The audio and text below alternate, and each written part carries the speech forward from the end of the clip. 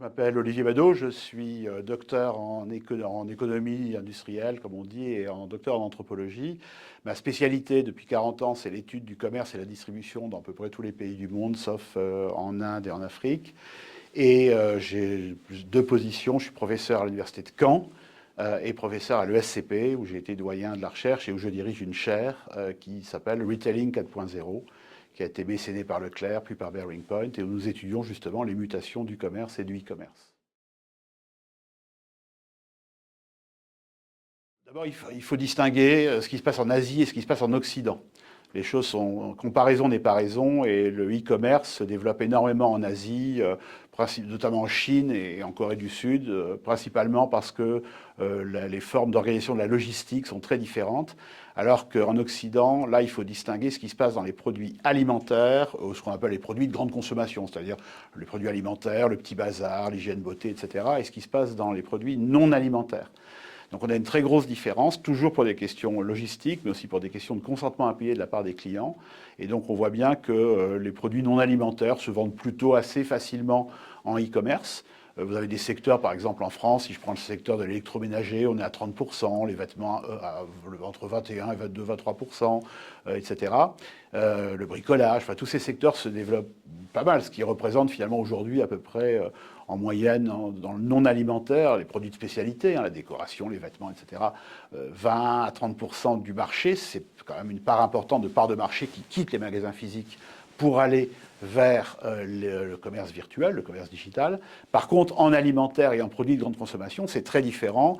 D'ailleurs, la France est un peu au-dessus, on est à 7,5%, les États-Unis c'est moins, c'est 5%.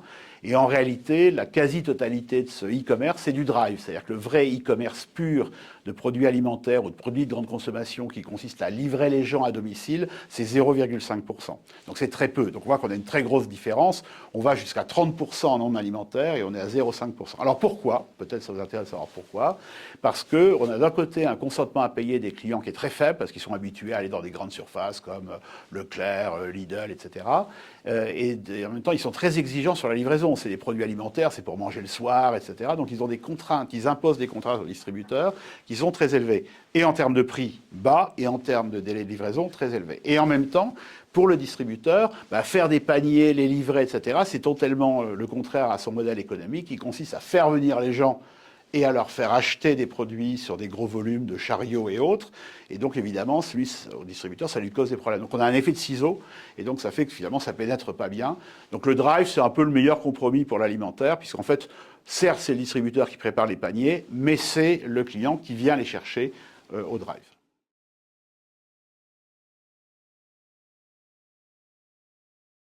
Alors, ce que je viens de dire, c'est-à-dire que quand on est dans le secteur non alimentaire, ça amène les distributeurs à développer du e-commerce. Et là, le problème, c'est qu'effectivement, le e-commerce, ça coûte de l'argent. Il faut entretenir des sites web, il faut livrer, etc. Et donc, on voit que, alors, ça n'a pas tant un impact sur le comportement des managers ou les décisions, ça a un impact sur le secteur dans son ensemble qui est en train de se dilater. C'est-à-dire qu'on voit d'un côté, on va avoir une prime à ce qu'on appelle des oligopoleurs, c'est-à-dire des grands acteurs qui vont devenir très dominants parce que justement ils ont les moyens d'investir dans ce e-commerce-là. Donc ça va être dans beaucoup des secteurs du non-alimentaire, 80% c'est des grandes enseignes que vous connaissez, Boulanger, Leroy Merlin, etc. Et puis de l'autre côté, on va avoir des niches, c'est-à-dire des petits acteurs qui sont plutôt des indépendants, qui eux sont souvent des prix plus élevés, une valeur ajoutée. Et donc voilà, donc on va avoir un marché, le e-commerce, parce que justement il crée une forme de turbulence dans le secteur, va dilater le secteur entre quelques gros acteurs qui ont les investissements, les capex comme on dit, pour financer ça, ou alors une longue traîne, comme on appelle, une frange d'acteurs qui sont plutôt sur la valeur ajoutée, qui vont à la fois faire de l'expérience client en magasin, mais aussi la livraison, etc. Ça, c'est sur la partie e-commerce. Sur la partie RSE, c'est une autre affaire. En RSE, il faut, on va dire tout ce qui est achat plus vertueux et autres, il faut considérablement distinguer ce qu'on appelle les attitudes des comportements. Les attitudes, c'est ce que les gens disent, c'est ce qu'ils croient, c'est ce qu'ils imaginent, c'est même ce qu'ils se disent à eux-mêmes, et les comportements, c'est ce qu'ils font. Et où est-ce qu'on voit la différence entre les deux? Les attitudes, on les voit dans les enquêtes clients, et les comportements, on les voit à la caisse. Et là, on voit, en matière de, on va dire, consommation vertueuse, écologique, etc., un énorme écart. Vous avez, je dirais, de très grosses tendances en déclaratif de gens qui disent qu'ils veulent consommer, qu'ils veulent acheter des produits de commerce équitable ou des produits biologiques, etc., etc. Et en réalité, dans les comportements, le chiffre fond complètement, et c'est plutôt le prix qui est le déterminant. Le meilleur exemple, c'est le bio.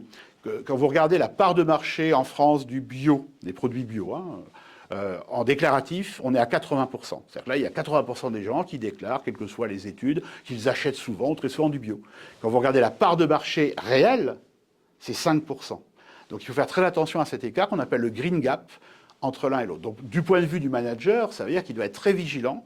Et là, on revient à la thématique du discernement, à discerner, c'est-à-dire distinguer ce qui relève du déclaratif, qui donne bonne conscience, qui crée souvent mu par des biais de désirabilité dans les enquêtes, ça, même les gens eux-mêmes. C'est plus valorisant de dire j'achète bio, j'achète commerce équitable, que de dire j'achète la marque entrée de gamme avec un prix bas.